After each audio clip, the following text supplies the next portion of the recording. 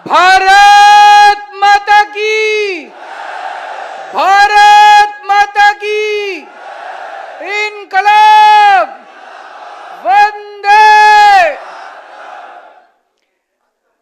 आज कोने कोने से आए हुए मेरे सभी युवा साथियों, आप सब लोगों को मेरा नमस्कार, सबको मेरा प्रणाम।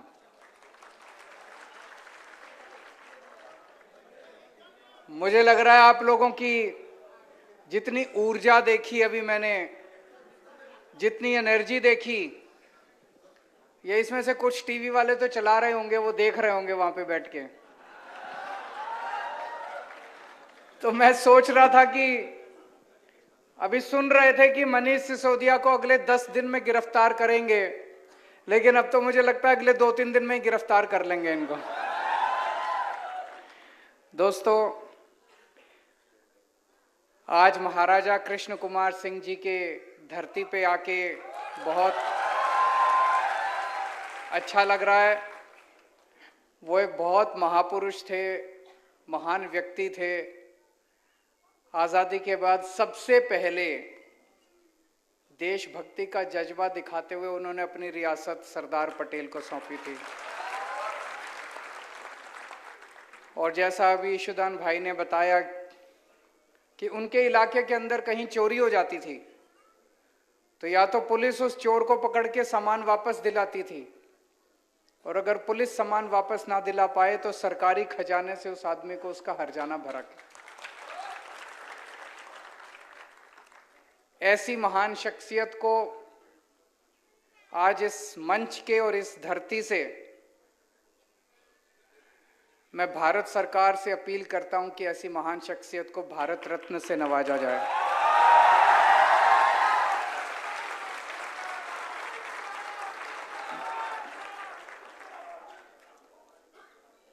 आप सबको मंजूर है? दोनों हाथ ऊपर करके आप अपनी मंजूरी दिखाएं। दोस्तों, मुझे बेहद खुशी है, आज मैं अपने साथ देश की नहीं दुनिया के सबसे अच्छे शिक्षा मंत्री को लेकर आया हूं, मनीष सिसोदिया जी। इन्होंने दिल्ली के स्कूल शानदार कर दिए, दिल्ली के सरकारी स्कूल। पहले दिल्ली के सरकारी स्कूलों का भी बहुत बुरा हाल था। अभी एक व्यक्ति ने प्रश्न पूछा था कि एजुकेशन सिस्टम कैसे ठीक करेंगे। दिल्ली के सरकारी स्कूलों का जब 2015 में हमारी सरकार बनी, इतना बुरा हाल था। दीवारें टूटी पड़ी थी, छत टूटी पड़ी थी, छत पे से पानी गिरता था, बच्चों के पास डेस्क नहीं थे, टीचर आते नहीं थे, पीने को पानी नहीं था, टॉयलेट इतने गंदे थे, पढ़ाई के नाम पे कुछ भी नहीं था, रिजल्ट बहुत खराब आते थे। 5 साल के बाद आज आप जाके देख लीजिए, दिल्ली के सरकारी स्कूल इतने शानदार बन गए, इतने शानदार बन गए। मैं खुला निमंत्रण देता हूं आप सब लोगों को, आप में से कोई भी जाइए, दिल्ली के किसी भी सरकारी स्कूल के अंदर चले जाइए आप। अभी कई पत्रकार गुजरात से गए थे, करीब 30-40 पत्रकार गुजरात से गए थे, वो खूब घूम के आए, बहुत अच्छा लगा उन्हें। आप भी जाइए, और अगर जा नहीं सकते तो आप दिल्ली में किसी को फोन करके पूछ लीजिए, इतने शानदार सरकारी स्कूल बन गए।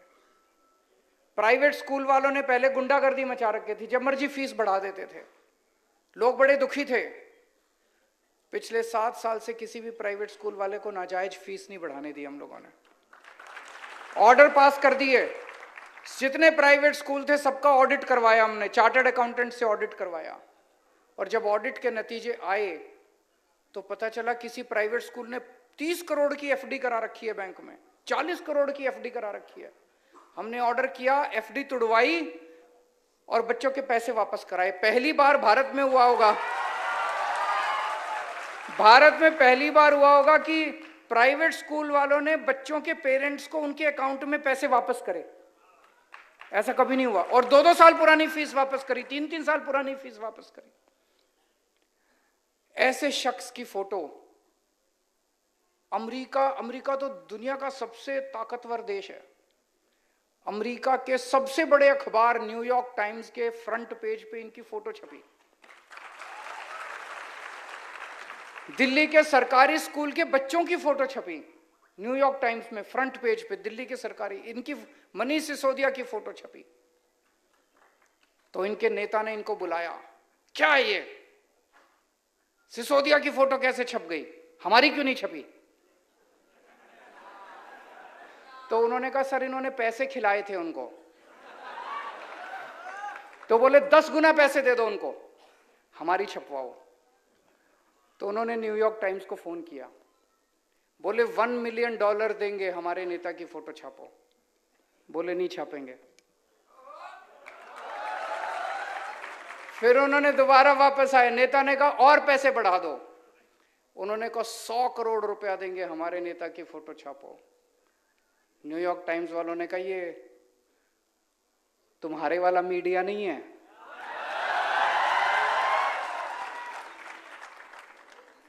हम बिकते नहीं हैं, हम पैसों में नहीं बिकते। उन्होंने ही नहीं छापी। इन लोगों को लगता है कि दुनिया में सब कुछ बिकता है।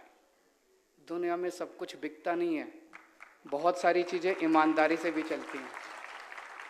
आज मनीष सिसोदिया की और दिल्ली के सरकारी स्कूलों के बच्चों की जो न्यूयॉर्क टाइम्स के फ्रंट पेज पे फोटो छपी है, उसके लिए इन्होंने चप्पलें घिसी हैं अपनी। रोज सवेरे 6 बजे उठ के, पिछले 7 साल से मैं जानता हूं मनीष सिसोदिया रोज सवेरे 6 बजे उठ के सरकारी स्कूलों का दौरा करने निकलते हैं। मैं आपसे पूछना चाहता हूं, 75 साल के भारत के, आजाद भारत के इतिहास में एक भी शिक्षा मंत्री बता दो जो रोज सवेरे 7 बजे उठ के, 6 बजे उठ के सरकारी स्कूलों का दौरा करने निकलता है?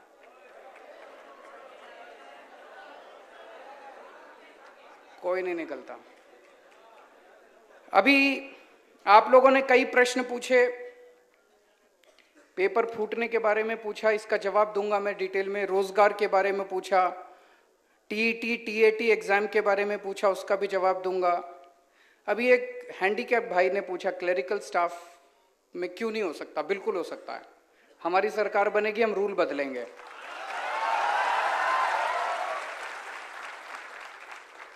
और जो आपने उसको हाय दी है, आप हमें आशीर्वाद दीजिएगा।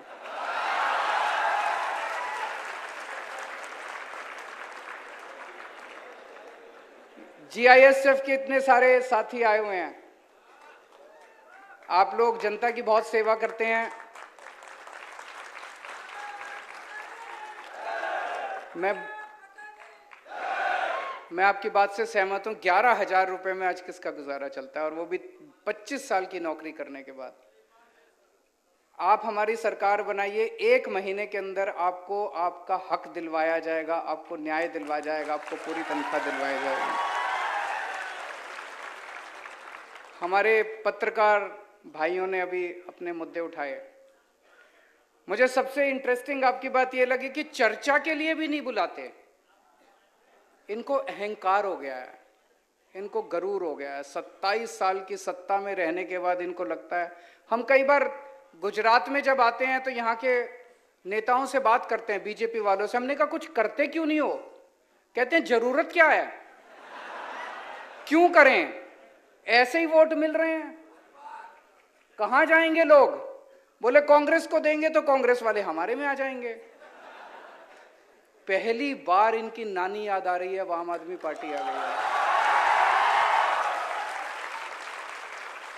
तो मैं पत्रकार बंधुओं से सबसे कहना चाहता हूं, जितने सरकारी फैसिलिटीज आपको बंद की गई सारी दोबारा चालू कराएंगे, आपके साथ बैठेंगे, और जो जो फैसिलिटीज हो सकती हैं आप वो सारी फैसिलिटीज आपको देंगे, और आपसे निवेदन करेंगे हमारी सरकार बनने के बाद हमारे पक्ष में मत छापिएगा, हमारी त्रुटि निकालिएगा।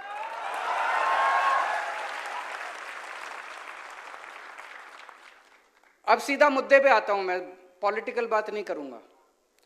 2018 में तलाटी का पेपर हुआ, 1800 पोस्ट थी, 32 लाख लोगों ने अप्लाई किया। आज तक वो पेपर नहीं करा इन लोगों ने, पेपर कराया ही नहीं इन लोगों ने। अभी 2022 में दोबारा एप्लीकेशन फॉर्म मंगाए, लेकिन इन्होंने पेपर नहीं कराया। जो सरकार 5 साल में पेपर नहीं करा सकती, वो सरकार कैसे चलाएंगे? उनसे सरकार उसके बस की बात नहीं है।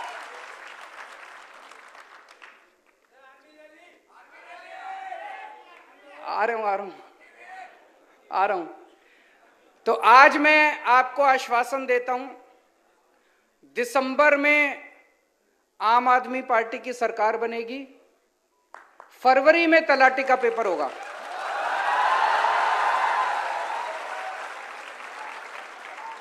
फरवरी में तलाटी का पेपर होगा, अप्रैल तक नतीजे आ जाएंगे और अप्रैल के महीने में जो जो सफल कैंडिडेट होंगे उनकी पोस्टिंग हो जाएगी।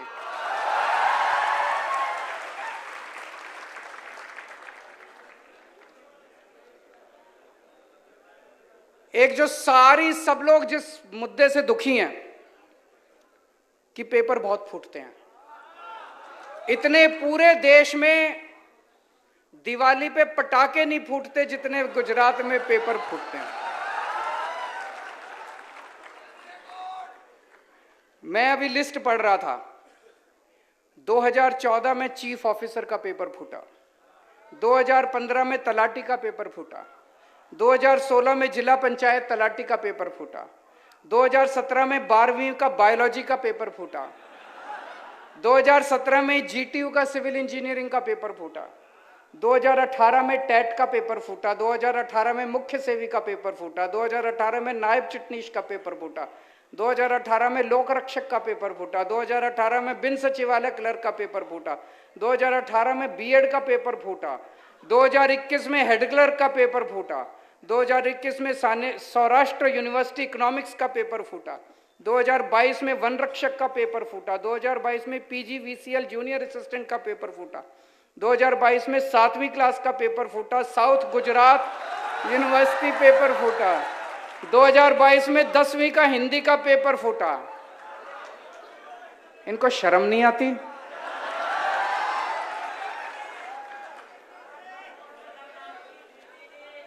इनसे पेपर नहीं होते, ये सरकार कैसे चलाएंगे? आप लोग क्यों वोट देते हो इनको?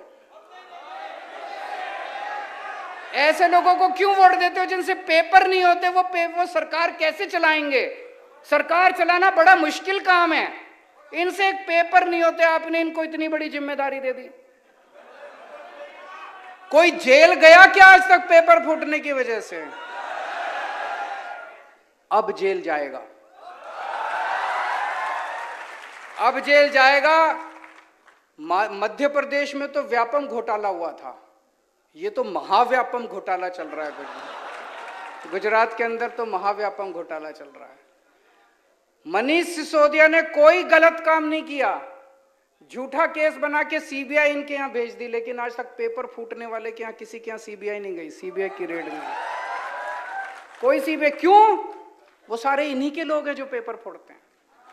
तो हमारी सरकार बनेगी, कानून लेके आएंगे, पेपर फोड़ने वालों को कम से कम 10 साल की सजा होगी। और 2015 के बाद से जितने पेपर फूटे सबके केस खोले जाएंगे, सबकी इंक्वायरी दोबारा कराई जाएगी और सबको जेल भेजेंगे। जितने पेपर फोड़े इन्होंने सबको जेल भेजेंगे, पेपर फोड़ने वालों। अब खबरदार, दिसंबर के बाद अगर किसी ने गुजरात में पेपर फोड़ा तो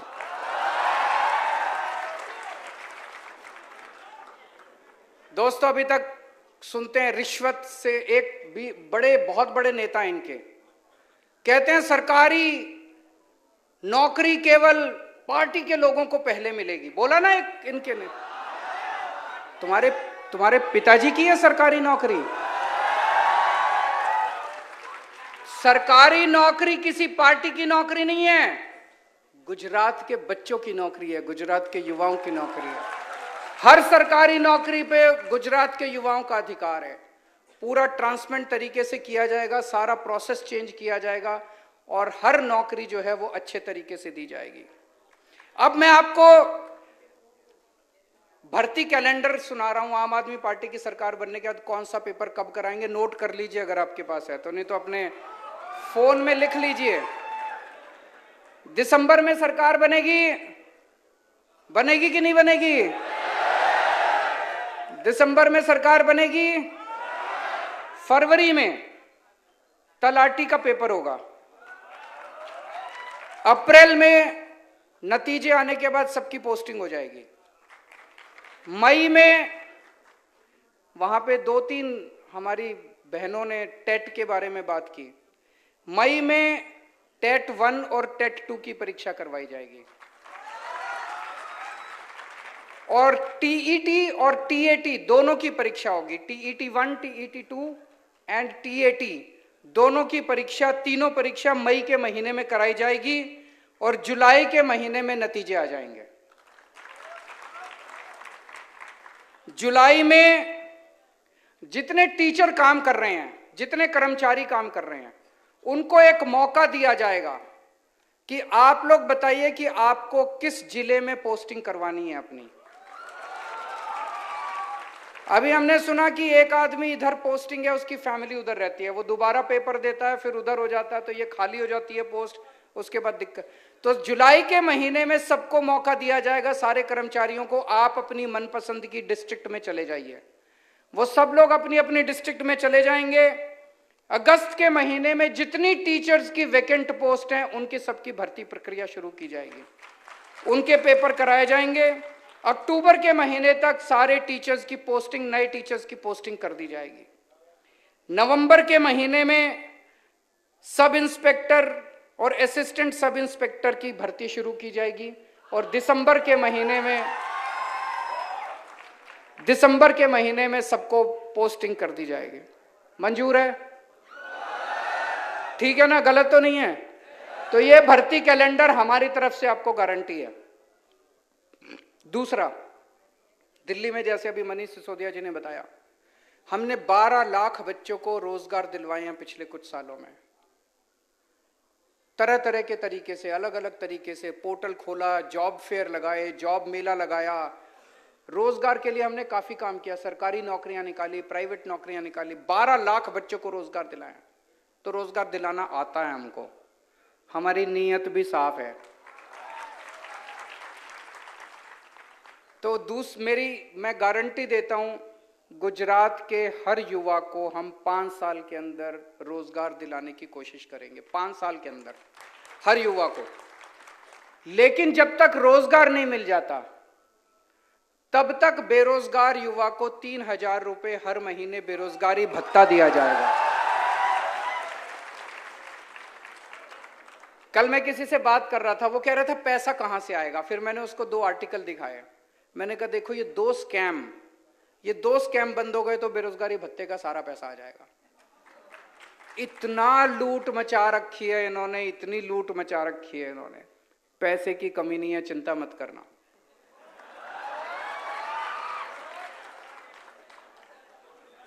अगला पॉइंट, 10 लाख सरकारी नौकरियां निकालेंगे। 10 लाख। ये हो सकता है क्या? बिल्कुल हो सकता है। हमने पूरी प्लानिंग की है, हवा में बात नहीं कर रहे। और युवराज जी आपको पूरा डिटेल में बताएंगे, इन्होंने वीडियो भी जारी किया, शायद युवराज ने, सम्राट भाई ने भी जारी किया। पूरा डिटेल में आपको बताएंगे कि 10 लाख सरकारी नौकरियां कहां कहां से आएंगी। 10 लाख सरकारी नौकरियां निकालेंगे। पेपर फूटने के खिलाफ जो मैंने अभी बताया, कानून लेके आएंगे। जितनी पोस्टें, जितनी वैकेंसीज निकलती हैं और उनकी भर्ती होती है, हर एक में वेटिंग लिस्ट निकाली जाएगी, ताकि जितने लोग ना ज्वाइन करें उनको उसके ऊपर किया जा सके। 1 साल के लिए वेटिंग लिस्ट चालू रहेगी। पहले बड़े पदों के ऊपर भर्तियां की जाएंगी, उसके बाद छोटे पदों के ऊपर भर्तियां की जाएंगी, ताकि वैकेंसीज ना रह सके। और सरकारी भर्ती की परीक्षा देने के लिए जितने बच्चे जाते हैं, 32 लाख बच्चे एक परीक्षा देने के लिए गए थे। जब वो बच्चे परीक्षा देने के लिए जाते हैं, उस दिन उनका बस का आने और जाने का किराया फ्री होगा।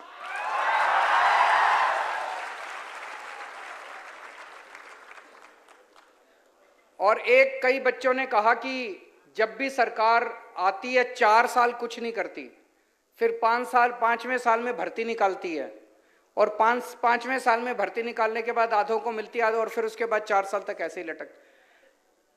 हमारी अभी पंजाब में सरकार बनी है, सरकार बनते ही हम लोगों ने नौकरियां निकालनी चालू कर दी। 26,000 बच्चों को अभी नौकरियां देने वाले हैं, 36,000 बच्चों को पक्का करने वाले हैं। जैसे ही हमारी सरकार बनेगी, मैंने आपको भर्ती कैलेंडर बता दिया, पहले साल से ही आपको सारी भर्तियां चालू हो जाएंगी। और आखिरी पॉइंट कि जितने प्राइवेट नौकरियां हैं गुजरात के अंदर, उसमें 80% नौकरियां उनको गुजरात के बच्चों को देनी पड़ेगी। रिजर्वेशन होगा, उसके लिए कानून लाया जाएगा।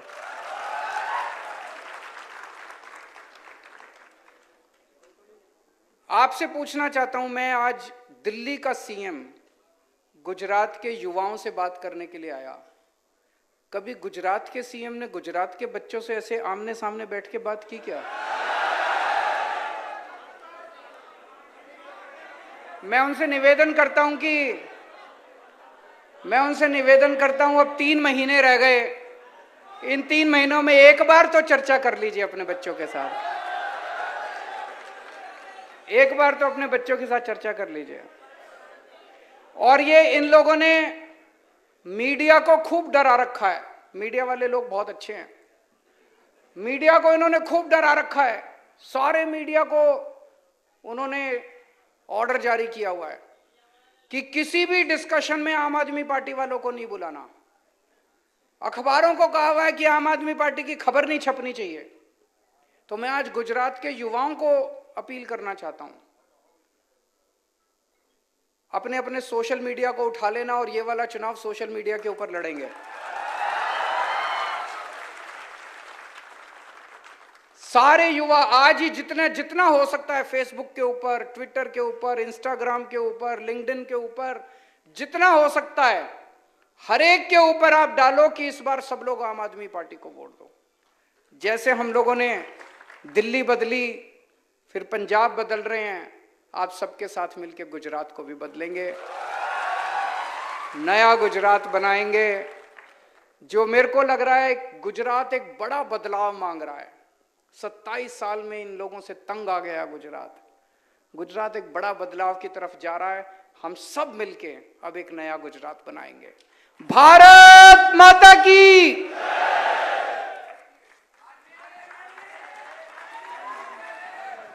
તમામ વ્યક્તિ પોતપોતાની જગ્યા ઉપર ઊભા થાય નેશનલ એન્થમ માટે।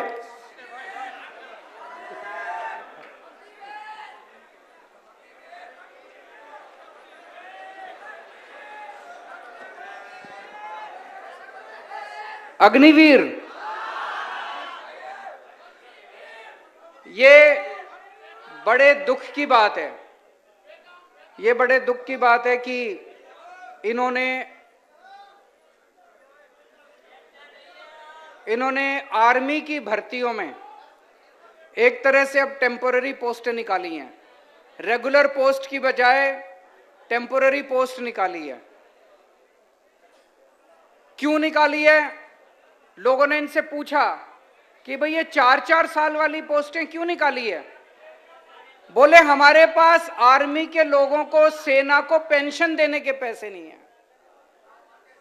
मैं इनसे अपील करना चाहता हूं, एक बार इस देश के लोगों से बात तो करके देखते। इस देश के 130 करोड़ लोग एक टाइम का खाना कम खा लेंगे, लेकिन अपने सैनिकों के लिए पैसे देने को तैयार हैं। ये बड़े शर्म की बात है। ये बड़े शर्म की बात है कि केंद्र सरकार कहती है कि हमें अपने सैनिकों की पेंशन देने के पैसे नहीं है। हम देंगे, इस देश की जनता पैसे देगी, तुम चिंता मत करो। अपने दोस्तों को 10-10 लाख करोड़ रुपए का कर्जा माफ कर देते हो।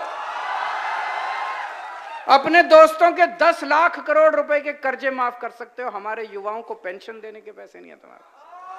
हम इसका सख्त विरोध करते हैं और इसको पूरा विरोध करेंगे, आपके साथ मिलकर विरोध करेंगे और वापस बहाली करवाएंगे सेना के लोगों को।